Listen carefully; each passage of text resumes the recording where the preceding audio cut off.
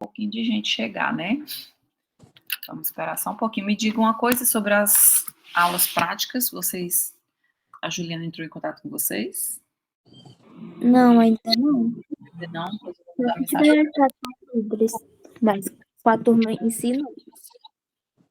Tá, vou cobrar dela aqui agora à tarde. Eu acabei de falar com ela, mas a gente não combinou ainda certinho o cronograma das aulas. Vou cobrar, viu?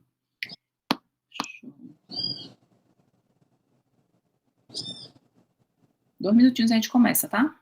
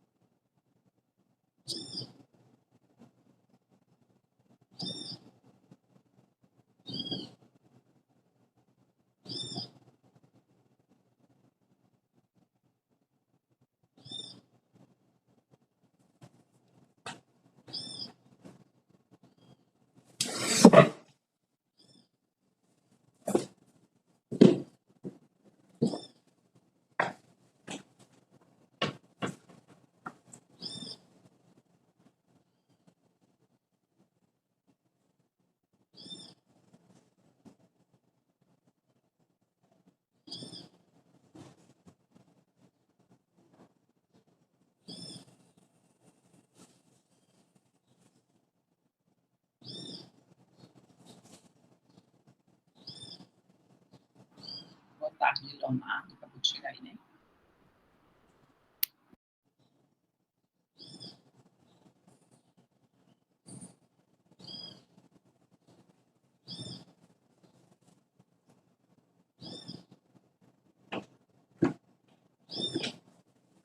Gente, a previsão da nossa prova seria para a semana que vem, né? Só que eu acredito que essa semana não seja suficiente para a gente ver todas as partes práticas que vocês vão começar ainda junto com a Juliana e os outros monitores. Então, vocês querem manter mesmo dia 24 a prova ou a gente já programa de botar mais para frente? O que vocês dizem? Professora, eu sou um dos líderes, eu vou me reunir com a turma para a gente ver o que é que vai ser, tá bom? Aí a gente avisa a senhora. Eu vou até tentar ver se a Juliana manda para vocês com antecedência esse cronograma das aulas práticas, para também vocês, baseado nisso aí, decidirem, tá? A senhora queria que elas fossem feitas em datas próximas, era? Não, eu só acho que o ideal é vocês verem a parte prática e depois fazer a prova teórica, entendeu? Eu acho que acaba que fixa mais o assunto, né? Uma forma de complementar o aprendizado. Ok, pois mais tarde a gente vai mandar para a senhora a resposta, tá bom? Tá, mas aí vocês veem, porque às vezes, dependendo das outras provas, não sei o que, vocês preferem uma coisa ou outra, então me avisem, tá? Professora, no caso da prova não ser próxima semana, a próxima semana vai ter aula? Tipo, do outro assunto já? Sim, porque a gente não pode ficar parado, né? Então, assim, caso vocês decidam de não fazer prova, aí eu posso começar a unidade de abdômen. Ok. Certo? Então, no caso, não atrasaria o nosso cronograma, né? Não atrasaria. Ok? Certo. Pois então, vamos lá. Vou projetar aqui a aula, tá?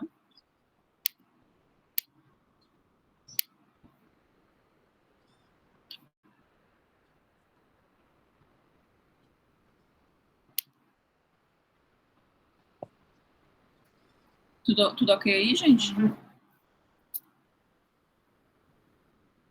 Vocês estão me ouvindo? Estão visualizando o slide? Não? Sim, professora.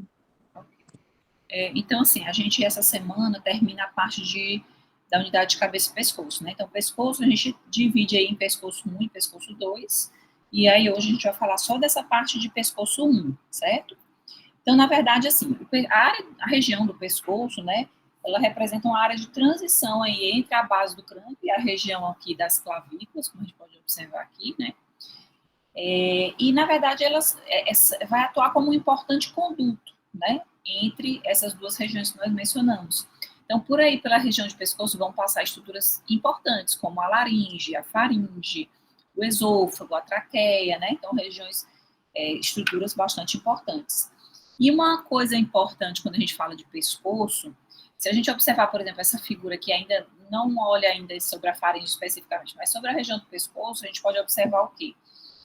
Que ela é provida de parte óssea, de proteção óssea, apenas na sua parte posterior, né?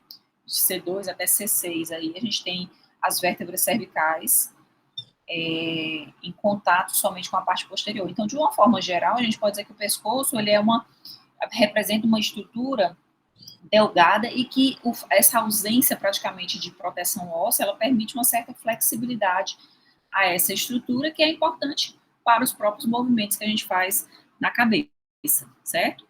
Então, a primeira estrutura que a gente vai comentar, que a gente vai conversar um pouquinho sobre ela, é a faringe. Então, a faringe, ó, ela representa todo esse tubo aqui, nessa região que vai desde a base do crânio, né? A gente tem aqui o esfenóide, o occipital, então ela vai desde essa região da base do crânio até mais ou menos a altura da sexta vértebra cervical, né? C2, C3, C4, C5, C6. Então, mais ou menos aqui até o final da sexta vértebra cervical, certo? Opa. Então, ela representa um tubo, tá? Músculo mucoso que passa aqui atrás das regiões que a gente observa aqui, ó, da cavidade nasal e da cavidade bucal. E também ela fica atrás dessa região da laringe. Então, essas estruturas que eu mencionei aqui acabam por, didaticamente, dividir a faringe em partes, como a gente vai falar mais adiante. Então, esse tubo que representa a faringe, ele vai representar como principais funções a passagem tanto de ar, né, quando a gente pensa aqui na passagem do ar pela cavidade nasal em direção à traqueia, até a gente sabe que eventualmente pode haver também a passagem de ar pela própria cavidade bucal, se a pessoa está resfriada, tem algum impedimento nasal nessa região, então a gente sabe que o ar pode passar também por essa região aqui atrás da cavidade bucal. Mas essa região também da faringe, ela se permite a passagem do próprio alimento, né? Ela também é considerada uma via digestiva, porque o bolo alimentar aqui, que é o alimento que é triturado, né, na região da cavidade bucal, onde a gente viu que inicia-se a digestão, esse bolo alimentar vai ser impulsionado em direção lá à garganta, né, passando pelo aquele istmo das fauces, e indo lá para a região da faringe, para então ser deglutido, passando aqui por essa região média da faringe e a sua porção final e caminhar em direção ao esôfago, certo? Então, a gente vê que a faringe, ela vai ser composta, né, por uma camada, na verdade, uma camada dupla de músculos, onde a gente vai encontrar músculos longitudinais e músculos constrictores, né, ou seja, uma camada circular de músculos, e internamente a gente vai ter uma faringe, uma mucosa, né? E aí também é importante falar sobre a faringe, que ela tem duas fáscias, né? Então ela tem a fáscia bucofaríngea e a faringo-basilar. Então essa fáscia bucofaríngea, ela reveste essa faringe externamente e ela tem a característica de ter, assim, uma característica de ser um pouco mais resistente. E a fáscia interna é a fáscia faringo-basilar, que já é uma fáscia digamos assim, que não é tão resistente, que é mais fina, tá? Menos resistente do que essa fáscia externa. Ok, então falamos então da camada muscular. Primeiro vamos explicar essa figura para que vocês possam entender. Aqui está a base do crânio, né? Vocês estão tendo uma vista póstero-anterior desse tubo que nós mencionamos, que é a faringe. E do lado direito foi feita uma espécie de dissecção, né, e tracionamento dessa parede, para que a gente possa enxergar, visualizar o interior desse tubo que é a faringe. Então, essa faringe vai ser formada pelos músculos que vocês estão vendo aqui em verde, que são os músculos constrictores ou os músculos que representam a camada circular da faringe. Então, a gente tem aí o constrictor superior, o constrictor médio e o constrictor inferior, tá? Seriam esses três apenas os constrictores, embora essa parte aqui esteja em verde, mas a gente se limita a esses três. Temos também uma camada muscular mais interna a esses músculos constrictores, que são músculos longitudinais. Eles são chamados também de levantadores. Por que eles são chamados de levantadores? Porque no processo de deglutição, eles elevam a laringe, que a gente vai conversar um pouquinho sobre ela mais adiante, acho que na próxima aula. E também, ao elevar a laringe, eles também fazem um processo de encurtamento da faringe. Então, quais são esses músculos? Ele vai aqui, saindo do processo estiloide, então a gente tem o estilofaríngeo, a gente tem o palatofaríngeo, nós já mostramos em aulas passadas, né, que ele faz uma espécie de, ele representa a parede lateral ali no final entre a cavidade nasal, a cavidade oral e a parte posterior da faringe. Então a gente tem esse palatofaríngeo e a gente tem um músculo bem fininho que é o salpingofaríngeo, vocês veem aqui, tá? Então o estilo, eu acho que eu não sei se eu mostrei o contrário, o estilofaríngeo está aqui, saindo do processo estiloide, estilofaríngeo, e o salpingofaríngeo está um pouco mais, ele é um pouco mais delgado, né? Está saindo aqui dessa região. O salpingofaríngeo também é um músculo longitudinal. Então, vejam, a faringe, ela vai apresentar em determinadas porções um epitélio respiratório e em outras um epitélio digestivo. Então, como a gente viu aqui, ó, a gente vai ter um epitélio respiratório nessa região mais superior e um epitélio digestivo mais resistente, né, pavimentoso simples, nessa região média e inferior da faringe. Então, o epitélio respiratório, né, dessa parte mais superior, ele se caracteriza por ter aquelas células cilíndricas, com células caliciformes, ciliadas, né, que é semelhante àquele epitélio que a gente encontra no trato respiratório. E o epitélio digestivo, como nós falamos, ele vai ser encontrado nessa parte média e final, que é a parte oral e laríngica da faringe. Aí é uma imagem que eu peguei, acho que da internet, mostrando, né, esse tubo, que é a faringe, e os músculos constrictores que estão aqui em amarelo, superior, médio e inferior. Temos também aí, acho que isso aqui é um vídeo. Ó, a gente está mostrando aí os músculos longitudinais, o palatofaríngeo, você vê que o nome, porque vai lá do palato até uma parede posterior da faringe. Temos aí o estilofaríngeo, está saindo ali bem próximo do processo estiloide, né, estilofaríngeo, também delgado e longitudinal. E por último, o salpingofaríngeo, que é esse músculo bem fino, que também se insere na parede da faringe, parede posterior da faringe. Então, são músculos chamados levantadores. E aí eu falei que esse tubo, que é a faringe, ele se relaciona com regiões aqui da cavidade nasal, cavidade bucal, e também com essa região aqui que é a laringe. Daí ela vai receber uma divisão didática, né, e em partes. Então a gente divide a faringe em nasofaringe, essa parte da faringe que está aqui atrás da cavidade nasal. A gente vai ter uma parte da faringe chamada de orofaringe, porque ela se comunica com a cavidade bucal.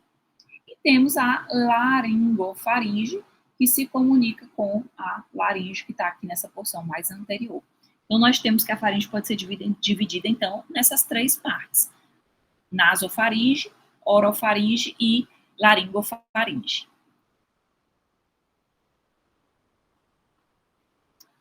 Aqui também, eu acho que é de uma aula da internet, que eu achei interessante a imagem, ó. Você está vendo aí só o tubo, que é a faringe, obviamente o tubo não está dissecado, né? Está mostrando essa parte mais lateral e posterior da faringe. E aí a gente observa bem essa parte que a gente falou da faringe sendo dividida em partes, né? Ó, e são as coanas, a gente vê por transparência aqui as coanas, né? Que seria a parte posterior da cavidade nasal. Então seria essa parte mais superior, que é a nasofaringe, essa agora média orofaringe, e por fim a laringofaringe, que é essa parte do tubo mais inferior.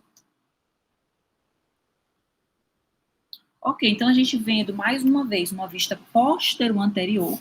Aqui nós temos a base do crânio, né, o osso esfenoide, e esse tubo ele foi então dissecado e rebatido para que a gente pudesse enxergar o interior dessa faringe. Mais uma vez, temos aí a divisão da nasofaringe, orofaringe, né, que vai mais ou menos aí do palato mole até o início dessa cartilagem aqui, que é a cartilagem epiglótica, e por último, a gente tem a laringofaringe, né, que seria essa região da faringe que fica atrás, posterior à laringe, que está aqui, ó, a gente tem aqui a abertura, o ádito da laringe nessa região, certo?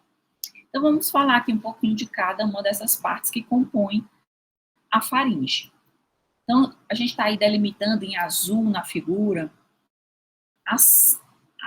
os limites, né, dessa nasofaringe. Então, atrás daqueles conos ou coanas, né, a gente vê essas diferentes pronúncias, a gente tem, então, atrás dela, a nasofaringe se estendendo aí até o limite mais inferior do palato mole, ok? Então, a gente diz que é a parte da faringe que se localiza acima de um plano horizontal que passa pelo palato mole. Então, seria basicamente aqui dessa região da base do crânio, eu tenho aqui o osso esfenoide e a parte basilar do occipital. Nessa região eu vou ter apenas, exclusivamente, a presença de um epitélio respiratório, né? Então vai passar aqui apenas ar nessa região, certo? Então a mucosa é representada por um epitélio respiratório. E a gente consegue observar, então, nessa região da nasofaringe, né, o início, a abertura dela, eu tenho essas duas estruturas, essas duas aberturas que comunicam, então, a cavidade nasal, que está anteriormente, à parte da nasofaringe, certo? Então, no teto da nasofaringe, eu vou encontrar o corpo do esfenoide e a parte basilar do occipital, como a gente vê nessa figura, fica melhor, né? Então, eu tenho aqui a parte do corpo do esfenoide e a parte basilar do occipital. Eu vou ter na parede lateral dessa nasofaringe, eu vou ter uma espécie de elevação aqui que a gente chama de torus tubal. Esse torus tubal é uma região que vai ter a presença, um acúmulo de tecido linfóide. Por isso que a gente chama que essa região aqui é a tonsila tubal. E vejam que eu tenho uma espécie de orifício aqui, que é justamente o ósseo faríngico da tuba auditiva. Ou seja, aquela tuba auditiva que saiu lá, que tinha uma comunicação com a orelha média, ela vai desembocar exatamente nessa região aqui, no ósseo faríngico da tuba auditiva. E músculos como os levantadores do véu palatino, eles fazem, no processo de deglutição, a abertura desse ósseo faríngico da tuba auditiva, fazendo com que ocorra, então, a pressão atmosférica se iguale à pressão que existe lá no interior da orelha média, certo? Então, deixa eu ver se tem alguma figura, né? Tem uma figura aqui mais próxima. Ó, estão vendo aqui o tórax tubal, onde eu tenho essa tonsila tubal ou tubária.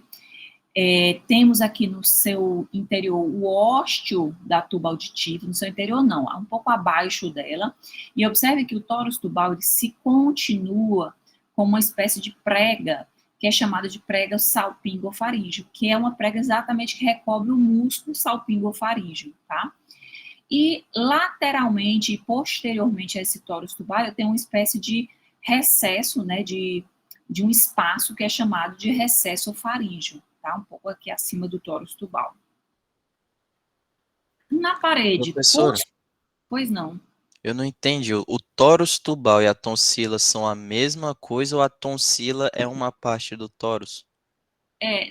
Eu tenho essa estrutura elevada, que é o tórax tubal, e nesse tórax tubal eu tenho a presença de um acúmulo de tecido linfóide, que é a chamada tonsila tubal.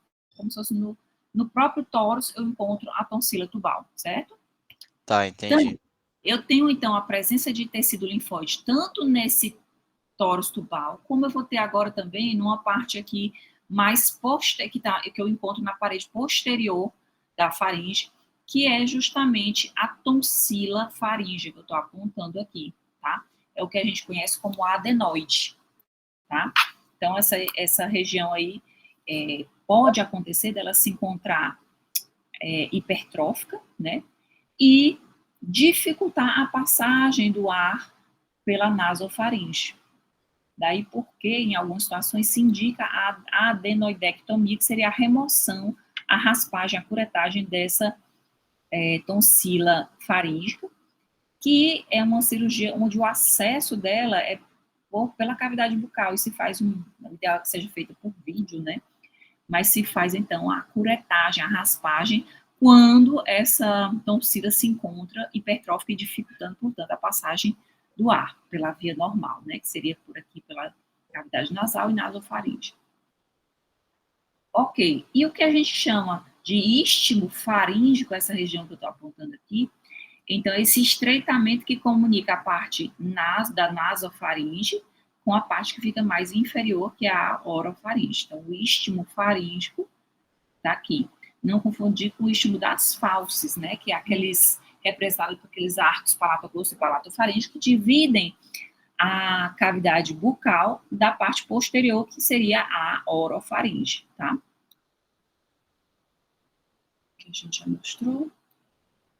Só para relembrar, né? A gente falou da tuba auditiva. Oi. A senhora poderia repetir onde é que tá as colunas rapidinho, por favor? Aqui, ó. A imagem que mais dá para a gente observar, ó, é isso aqui. É essa abertura. Imagina que isso aqui é uma vista posterior ou anterior. Estou vendo aqui as conchas nasais, média e inferior. Então, essa abertura, o que está aqui na frente dessa abertura, vão ser as cavidades nasais. E o que está atrás é esse tubo, que no caso aqui o tubo foi aberto, foi dissecado e rebatido aqui para os lados direito e esquerdo, para que você possa enxergar o que está no interior desse tubo, que é a faringe, certo? Então, as coanas ou os cônos são essas duas aberturas aqui, ó. Uma, duas. Ok? Ok, obrigada. Imagina. E aí, para relembrar, né, a gente falou aqui, vou voltar um pouquinho. A gente falou aqui, ó, do ósseo da tuba auditiva. Então, esse ósseo, essa abertura da tuba auditiva, de onde ela vem mesmo? Lembra que da orelha média eu tenho o início da tuba auditiva, que é como se fosse um canal, um conduto que vai se abrir aonde? Exatamente na nasofaringe, naquela região que fica abaixo do tórus tubal, certo? Observem que essa parede, esse conduto, ele tem o início dele, ele tem paredes esqueléticas, né? Então, é a parte aqui petrosa do temporal, e os 2/3 mais mediais, eles vão ser cobertos aqui por cartilagem. Então, a gente tem uma outra vista aqui mostrando a tuba auditiva, certo? E, mais uma vez, lembrando que num paciente mais jovem, no recém-nascido, né, ou uma criança muito jovem, essa tuba auditiva, ela se encontra no crânio um pouco mais horizontalizada do que essa queda aqui, né, de superior para inferior. E também ela se encontra, ela acaba sendo mais diminuída de tamanho. Isso facilita com que processos infecciosos, sejam eles respiratórios, possam levar a uma otite média, como o contrário, se o paciente está com otite média, a chance de haver uma repercussão na via aérea é maior. Então, normalmente, anatomicamente falando, um paciente mais jovem está mais suscetível a isso do que um paciente adulto que já teve o crânio mais desenvolvido, certo? E aí, lembrando que essa tuba auditiva, ela vai ter como irrigação, contribuindo para a sua irrigação, a artéria faringe ascendente, ramo da carótida externa. Também vai contribuir a artéria meníngea média, tá? Que a gente está vendo aqui, ramo da artéria maxilar. E acho que eu não vou ter uma imagem aqui, não achei, mas a artéria também do canal pterigóide também contribui para essa irrigação da tuba. Drenagem venosa, assim como vários outros estudos que a gente já viu, que ela vai ser dada pelo plexo venoso pterigóide, que vocês estão vendo aqui, né? A mandíbula foi rebatida, né? Essa parte do ramo e uma parte do corpo foi rebatida para que a gente possa enxergar o plexo venoso pterigóide. E a drenagem linfática da tuba auditiva, ela vai ser dada pelos linfonodos cervicais profundos, que estão indicados aí na figura. Além do que a inervação dessa tuba auditiva, a tuba auditiva vai ser dada pelo plexo timpânico e também pelo gânglio pitérico palatino, que vocês veem aí mostrado na figura. Então, a gente falou um pouquinho da nasofaringe, né? Lembrando que a gente relembra, né, sobre a tuba auditiva, porque tem essa comunicação aqui com o orofaríngeo da tuba auditiva. E agora a gente vai falar um pouco mais sobre a orofaringe. Então, é a parte exatamente do tubo, que é a faringe, que fica posterior à cavidade bucal. Então, lembrando que ela se inicia aqui no final do palato mole, né, que a gente está mostrando o palato duro, e aqui o palato mole, e ela vai se estender, a orofaringe, até essa porção aqui que a gente chama de epiglote, né, uma cartilagem. A gente vai falar um pouquinho na próxima aula das cartilagens que compõem a laringe, né? Então, essa cartilagem epiglótica é uma delas. Então, ela mais ou menos que delimita o final da orofaringe. Como já falamos anteriormente, essa região, ela vai se prestar à passagem de ar, certo? Mas também do bolo alimentar, certo? Mas o epitélio aqui vai ser predominantemente um epitélio digestivo, pavimento simples, e que vai se prestar, então, à passagem do bolo alimentar, embora também passe o ar que vem tanto da nasofaringe, como pode vir aqui da cavidade bucal, certo? Então, aí a gente tem os limites superior e inferior. Lembrando, né, a gente falou em alguns momentos sobre aqueles arcos palatoglosso e palatofaringe. Lembra que esses arcos delimitam o istmo das fauces, ou seja, ele divide a cavidade bucal propriamente dita, que está anteriormente, com o que está atrás, que é o tubo, né, que é a parte da faringe que fica atrás da cavidade bucal, que é a orofaringe. Ok? Bom, olhando para esses dois arcos, palatoglosso e palatofaríngeo, é como se eles tivessem uma espécie de depressão entre esses dois arcos, e se aloja no interior dessa depressão também um acúmulo de tecido linfóide, que é a fossa, no interior dessa depressão, que é a fossa tonsilar. Eu vou encontrar quem? O que a gente chama de tonsilas palatinas, que mais o leigo conhece como amígdalas, tá?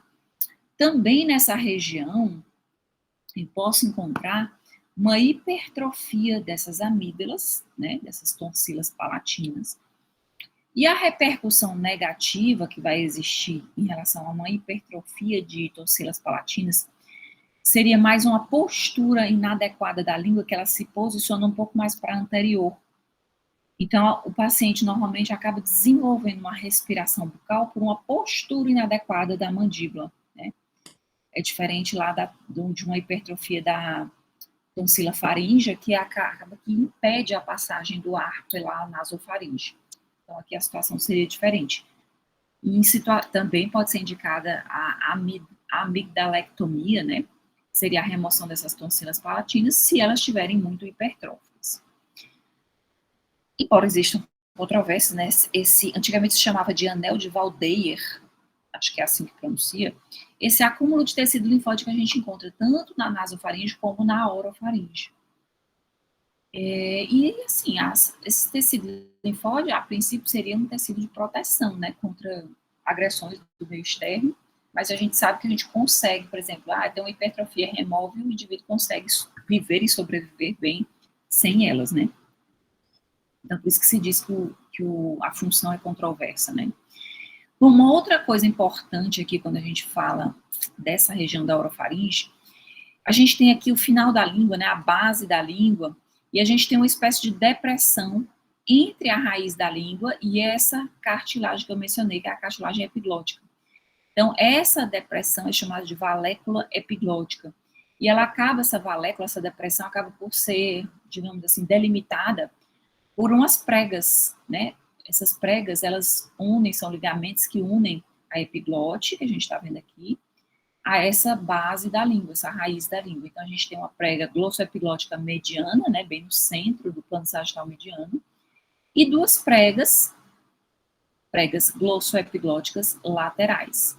Essa região, ela vai ser, digamos assim, tem uma relação clínica importante, é que quando o paciente precisa ser entubado, né, se estabelecer uma via aérea aí, se coloca o laringoscópio, como se fosse escorregando aqui em toda essa região do dorso da língua, até chegar na raiz e finalmente na valécula epiglótica, né, nessa região entre a raiz e a epiglote. E então, com esse laringoscópio, se traciona a língua para a região anterior, para que se possa, então, digamos assim, se estabelecer a passagem, então, para uma possível intubação desse paciente, ou seja, né, um canal artificialmente conduzido para o ar passar para essa região de laringe e, consequentemente, traqueia, certo? Professora, Oi. quando uma pessoa está desmaiada, eu já ouvi dizer que corre o risco da língua dela enrolar e ela acabar se asfixiando, né? É porque É, justamente a língua ela ficaria tipo tampando ali a como se a língua orofaringe e o ar não conseguiria passar. é como se a língua ficasse flácida. Até em bebês, né, tem às vezes umas recomendações, embora muda de tempos em tempos, mas recomenda-se botar o bebê, por exemplo, depois de ter se alimentado, um pouco de lado, para não correr risco de regurgitar alguma coisa, mas essa língua, ela pode se apresentar, então, de uma forma flácida, né, tem os músculos da língua que podem se apresentar dessa forma, e comprometer a passagem do ar. Isso também é muito falado quando o paciente sofre uma espécie de crise, por exemplo, epilética, né? O paciente tem uma convulsão, alguma coisa desse tipo, pode acontecer, então, de obstruir essa passagem do ar, né? Então temos aí essa correlação clínica importante. Por fim, desse tubo que é a faringe, a gente tem uma parte aqui final que vai mais ou menos de C4, tá? Quarta vértebra cervical, até a sexta vértebra cervical. C4 a C6, né, seria essa correspondência dessa região que a gente chama de laringofaringe. A gente chama de laringofaringe exatamente porque é a região da faringe que fica atrás da laringe. Então, a laringe seria essa parte mais superior do trato respiratório. Então, ela se continua com a traqueia, né? No caso aqui, a gente está falando da faringe, né? Então, a laringofaringe, ela vai se continuar com quem? Aqui, esse tubo. Alguém imagina? Esôfago, não? Exatamente. Exatamente. A laringofaringe, eu tenho aqui uma comunicação que pode vir para a região anterior para a laringe, mas eu tenho aqui a comunicação direta dela com a região. Posso ter como referência a a sexta vértebra cervical, e posso ter uma correspondência aqui com uma cartilagem da laringe, que é chamada de cartilagem cricoide. É uma cartilagem assim que tem um formato circular nessa região aí final da laringe. Então, a gente diz que essa sexta vértebra cervical, ela corresponde também a essa margem inferior da cartilagem cricoide que estaria ocupando todo esse anel aqui, né? Porque no caso aqui, obviamente, está dissecado, né? Não dá para ver o anel completo. Ok? Então, a laringofaringe é a parte da faringe que se estende da borda superior da epiglote, lembra onde terminou a orofaringe, até o esôfago, aqui ao nível da sexta vértebra cervical. Função da laringofaringe: passagem do bolo alimentar em direção ao esôfago, certo? Embora a gente veja isso aqui, né, mas também passa ar aí, né, gente? Se a gente pensar aqui, o ar que passa daqui, tudo bem, ele não passa em toda a laringofaringe, ele entra por aqui, né? Não passa em toda a extensão, por isso que se fala que predominantemente a laringofaringe vai ser um epitélio digestivo onde vai passar o bolo alimentar, ok? Professora, a epiglote é que controla, né? Se vai passar ou se vai passar o alimento. Você falou que a epiglote é o que controla, né? Foi isso? Foi. Pois é. Então, o que acontece? Lembra daqueles músculos levantadores? O que acontece? Aqueles músculos levantadores que a gente viu da faringe, eles vão terminar por levantar a laringe. Quando eles levantam a laringe, eles fecham essa entrada aqui e também encurtam a faringe para a passagem do bolo alimentar. Então, o bolo alimentar não pode entrar para essa região mais anterior. Então, essa é como se a epiglote, melhor dizendo, ao elevar a laringe que está aqui, essa epiglote acaba por obstruir, fechar essa entrada que é o ádito da laringe. E aí o bolo passa direto em direção a laringofaringe e esôfago, certo? E aí, sobre essa laringofaringe, ó, mais uma vez, a gente está vendo que estrutura é essa aqui, essa abertura, que a gente chama de quê? Coanas. Coanas. Exatamente. Então, aqui a gente está na região da nasofaringe, né? Orofaringe, né? Palato mole, a epiglote. A gente tem aqui, lógico, o tubo, que a faringe foi dissecado, rebatido, para que a gente enxergasse o interior dele. E aqui a gente tem o que a gente chama de ádito da laringe, né? É como se fosse essa região aqui, ó. Essa abertura. Então, o que entra de ar, esse ar que passa, que vem lá da cavidade nasal, nasofaringe, passa aqui, e entra pelo ádito da laringe em direção à laringe, certo? Então, a gente tem aqui uma espécie de prega, nessa região aqui do ádito da laringe, que vai aí desde a cartilagem epiglótica até essa região aqui, que a gente vai falar que tem outras cartilagens, né? A gente vai falar na próxima aula, né? Cartilagem cuneiforme, corniculadas. Então, essa prega aqui é chamada, ao redor desse ádito da laringe, né? Esse ádito, em outras palavras, né? Esse ádito da laringe, ele é formado pela epiglótica e por essa prega, a área epiglótica que está aqui, ó, tá? E ao lado dessa prega, área epiglótica, a gente tem uma espécie de um recesso, né? Parece um espaço, né? Que se projeta em direção lateral. Então, é o recesso piriforme. Uma correlação clínica importante é que, se por algum motivo, inadvertidamente, você sabe quando você come rápido e sem querer parece que a comida foi para o lado errado, a gente fica tossindo. Então, se por acaso ocorrer algum alimento passar aí, né, ele corre o risco de chegar muito próximo dos nervos laríngeo interno e laríngeo recorrente, ramos do vago, e que fazem a inervação da parte das cordas vocais, que são responsáveis pela fonação. Então, o risco é de algum corpo estranho que passar por aqui, lesionar esses nervos laríngeo interno e laríngeo recorrente, que são responsáveis pela parte motora, né, da fala, da fonação, das cordas vocais. Então, essa inervação passa aqui por esses recessos piriformes. De uma forma geral, a gente pode dizer, então, sobre esse tubo que a gente dividiu didaticamente em partes, mas a gente pode dizer que ele é irrigado pela artéria faríngea ascendente está aqui, ó, faringe ascendente. A gente quase não consegue enxergar, ela está quase na divisão da carótida externa e da carótida interna, tá? Aqui atrás. Então, ela é inervada, faringe, pela artéria faringe ascendente, além da artéria palatina ascendente e também a artéria tonsilar, que acaba sendo um ramo da artéria facial, que a gente observa aqui, né? Um ramozinho da a artéria tonsilar, que é um ramo da artéria facial. A gente tem a drenagem sendo dada pela veia palatina externa, né, que drena para aquele plexo venoso faríngeo.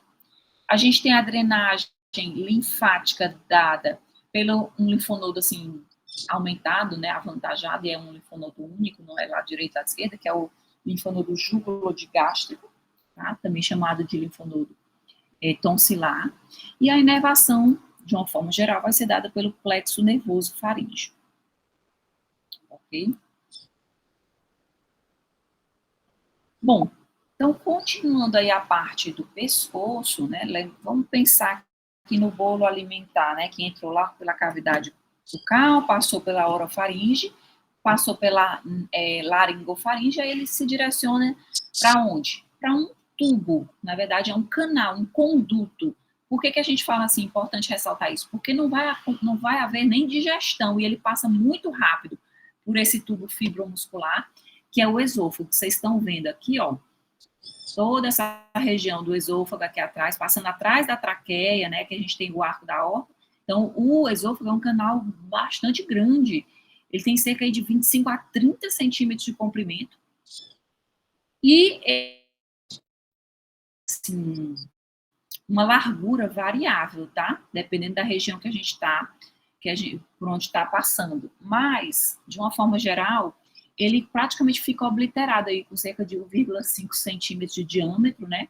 Claro que ele aumenta quando ocorre a passagem do bolo alimentar.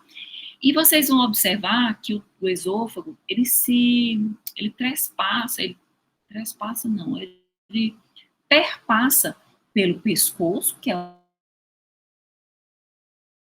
passa pelo pescoço, ele passa por toda a cavidade torácica, certo? E ele ainda tem uma pequena parte na porção abdominal. Assim, aqui nós temos a representação do diafragma, e a gente tem aqui uma parte do esôfago em continuidade com o estômago, né? É uma parte muito pequena, mas temos então uma parte abdominal desse esôfago.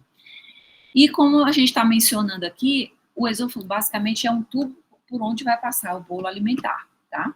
Não vai haver digestão na região do esôfago. Se divide também didaticamente o esôfago em partes, então, né, cervical, torácica e abdominal, sendo que a parte cervical, que aqui nos interessa, ela representa 1/5 do tamanho total do esôfago, certo? E ele vai começar ali na região da junção faringo-esofágica, lembra dos músculos constrictores da faringe? Então, eu tenho aquele último músculo que é o inferior, constrictor inferior da faringe. Quando ele acaba, certo? Eu tenho o início, então, do esôfago. Então, é uma região de, digamos assim, de um diâmetro diminuído, né? Então, essa junção.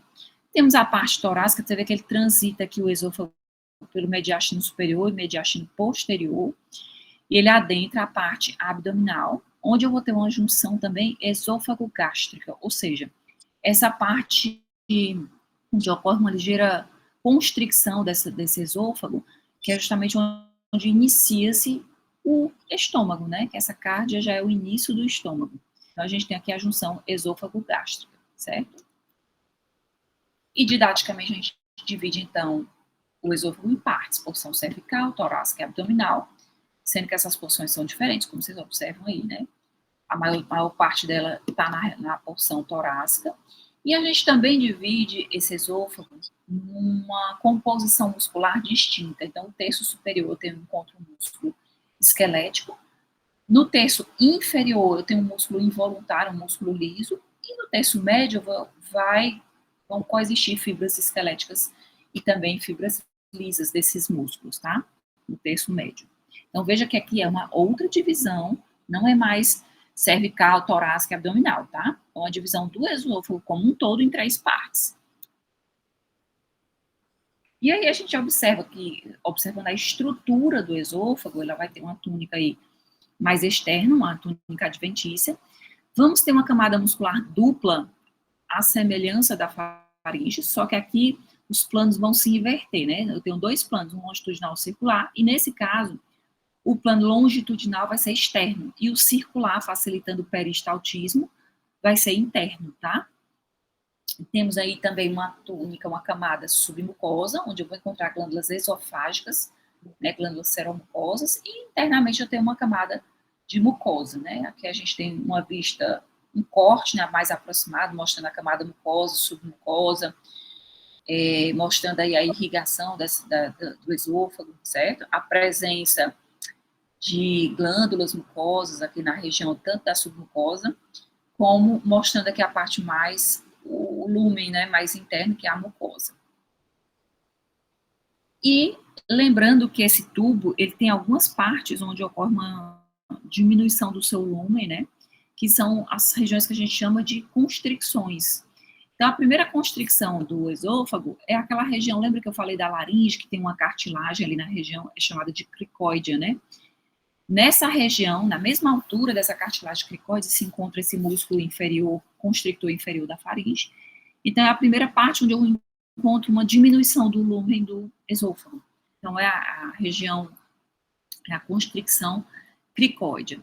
Uma outra diminuição do lúmen do esôfago é quando a gente tem uma relação de passagem da aorta, né? Então, aquele vaso calibroso acaba por dar uma ligeira pressionada e diminuída no lúmen do esôfago. Uma outra constricção é quando o esôfago, quando está na região cervical, ele está ali na região do plano sagital mediano, ele dá uma ligeira desviada para a esquerda, tá? Então, ele se relaciona mais com o bronco principal esquerdo do que com o direito, e nessa região também a gente encontra uma constricção. E, por fim, a última constricção é justamente quando ele cruza o músculo diafragma. Então, a gente chama de constricção diafragmática. Vejam que essas 4 constricções terminam por definir segmentos. Então, eu tenho um segmento crico-aórtico do esôfago, o aórtico brônquico, bronco-diafragmático e subdiafragmático, ou seja, que fica abaixo do músculo diafragma. Mais uma vez, a gente tem aí, especificando, falando um pouquinho especificamente da parte cervical do esôfago, né? Vejam que ele tem uma relação anterior, principalmente com a traqueia. Nessa região anterior, passam aqueles nervos laríngeos recorrentes, que a gente falou lá quando estava falando do recesso piriforme, né? Na região do finalzinho aí da faringe. Na região posterior, esse esôfago vai se relacionar com a lâmina pré-vertebral, ou seja, com a coluna vertebral. Nas regiões laterais, eu tenho a passagem da artéria carótida comum, que mais superiormente se divide em carótida externa e interna. Vamos ter a presença nessa região lateral e um pouquinho também na região anterior da glândula tireoide, que é objeto da próxima aula, né? A gente vai comentar um pouquinho sobre essa glândula. E temos a presença também de um ducto, que é o ducto torácico, né? Na verdade, o ducto torácico, ele é um grande canal linfático que vai se estender aí desde o abdômen até a região do pescoço. Deixa eu ver se tem uma figura aqui. Mais para frente. Então, falando um pouquinho desse ducto torácico, ele é o maior ducto linfático do corpo. E é ele que é responsável por coletar a maior parte da linfa, né? Então, ele vai vindo aí da região abdominal para o pescoço, e quando ele vai ascendendo na altura de T5, ele cruza, ou seja, ele vai da direita para a esquerda, vai ter uma figura aí mostrando esse cruzamento do ducto torácico. Essa aí é uma figura também naqueles aplicativos, só para mostrar essa relação aqui, ó, do esôfago, tá, com a traqueia na sua região anterior. Vamos falar sobre essas cartilagens aqui na próxima aula, né, que é o ocioide, cartilagem tireoide, cartilagem cricóide, a gente vai falar isso sobre na próxima aula, e aqui mostrando o esôfago se dirigindo aí, tanto na região cervical, como se dirigindo aí para a região torácica, que a gente não está mais visualizando aqui na figura. E mostrando também a sua relação com as vértebras cervicais. Aí é uma imagem também da região cervical, aqui é a glândula tireoide que a gente vai mostrar na próxima aula, né? Cartilagem tireoide e glândula tireoide. E essa glândula tireoide está sendo rebatida, né? Como se fosse assim, puxada em direção anterior. Então, nós estamos vendo aqui a traqueia. E atrás da traqueia, a gente está vendo aí, então, nosso esôfago, tá? E a presença daquele nervo laríngeo recorrente que a gente mencionou aqui, que passa nessa região lateral. Mais uma vez, mostrando essa relação do esôfago com as estruturas anatômicas vizinhas. Observa que a gente tem, lembra da constricção aórtica, né, e também do brônquio esquerdo. Tá aí essa é uma figurinha bem didáticazinha, só para mostrar que esse ducto torácico, né, esse canal linfático, ele, normalmente, quando ele vem aí do abdômen, ele está do lado direito, e chega mais ou menos na altura de T5, ele passa a se localizar do lado esquerdo, ok? Às vezes vocês confundem um pouco na região na questão da prova, né? Por enquanto a gente está vendo a parte cervical, embora a gente vá falar de esôfago futuramente, quando está falando da parte abdominal, né, torácica não, que é o professor cara que fala. Mas aí eu botei destacando em vermelho para mostrar que é o que nos interessa nesse momento, né? Embora eu tenha colocado aí também para vocês saberem, né? Mas a irrigação que nos interessa agora, que é da região cervical, ela é dada por quem? Pelas artérias tireoides inferiores. E elas vêm de onde? Elas são ramos aí das artérias subclávias, certo? Direita e esquerda. Drenagem. A drenagem do esôfago é dada pelas veias tireoides inferiores, certo? Veias que levam os mesmos nomes. E a drenagem linfática dessa região cervical aí do esôfago, ela vai ser dada pelos linfonodos paratraqueais, aqui que a gente está vendo em laranja, certo? Além também de uma contribuição dos linfonodos cervicais profundos, embaixo desses músculos. E a inervação do esôfago, ela vai ser dada por ramos dos nervos laríngeos recorrentes, que a gente já mencionou, e também fibras motoras dos troncos simpáticos cervicais. Ok? Então, basicamente, de pescoço 1 seria isso. A gente não vai entrar na parte do pescoço 2, vamos deixar para a próxima aula, certo? E eu vou, então, ficar no aguardo de vocês em relação à questão só da definição das datas, ok? Porque aí a prova, gente, a gente tem que se encontrar, pode ser online, né? Professor, Alguém quer falar? Fernanda, quer falar? professora, nós combinamos aqui de manter a data no dia 24 mesmo. Vocês preferem, né? Por causa de outra prova. Tô Isso, ouvindo. preferimos manter a data no dia 24. Tudo bem, então eu vou falar com a Juliana para tentar fazer o máximo de aulas práticas para... Deixa eu até ver aqui que ela falou uma coisa aqui comigo. Tá. Ok. Eu vou pedir para ela tentar adiantar o máximo, né? Mas aí vocês estudem, às vezes eu sei que vocês têm outras provas, preferem às vezes dar prioridade para uma data ou outra, sem problema. Então ficamos segunda-feira. Vou pedir para...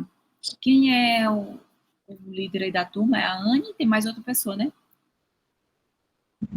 Eu também sou. A Fernanda? Tá. Ana, eu, a Marta e o Rafael. Eita, porque a turma é tão grande que tem vários líderes, né? Então, vou pedir só para vocês conseguirem o auditório para a gente fazer a prova, certo? Vocês conseguem reservar? Certo, professora. Então a gente vai tentar disponibilizar o auditório para a gente no dia da prova. Pronto, tá ótimo. Pois combinado, então. A gente se encontra ainda na quarta e aí na segunda-feira presencialmente. Tá bom?